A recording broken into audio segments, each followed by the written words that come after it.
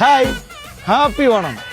നിങ്ങൾ അറിഞ്ഞില്ലേ, ആഗസ്റ്റ് 23 മുതൽ സെപ്റ്റംബർ 7 വരെ കൽപ്പറ്റ ജാം ജൂമിൽ ജാം ജൂം പൊന്നോണം. ആഹാ, എന്ത് നല്ല ഓഫറാണ്! ഒരുപാട് ഓഫർ ഉണ്ട്. വന്നോളൂ, കൽപ്പറ്റ ജാം ജൂമിൽ നമുക്ക് ഈ വർഷത്തെ ഓണം ആഘോഷിക്കാം.